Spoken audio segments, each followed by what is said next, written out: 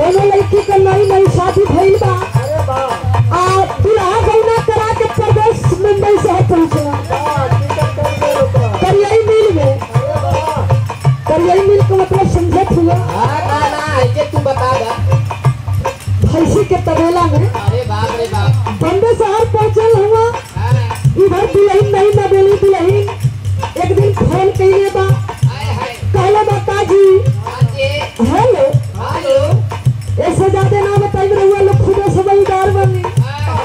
दुल्हन अपन हाल चाल बतावत बा और कहले बा कि सुनी हमारे एक बात, ई घर में है जब छोटका देवर हुआ ना, है छोटका देवर बा दिया में तेल डालेला, बड़ा परेशान करके रख दिले हुआ हमके।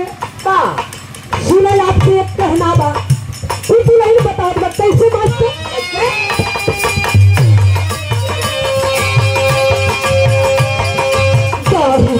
नदिया के तोहर फुलार रखवार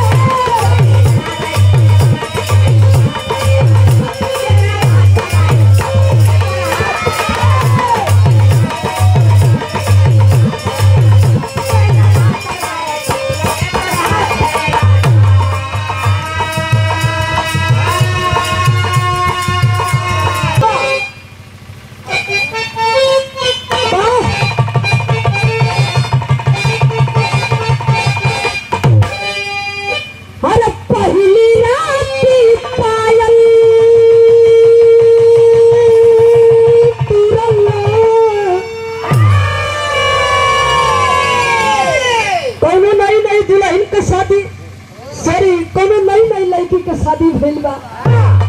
पहले ही राती में दुल्हन ससुराल में गइल बा और दुल्हन के साथे अटपट हो गई। कहले का मतलब सुरेश भैया, वो दुल्हन के चूड़ी कंगना सब टूट गई। वो दुल्हन कहता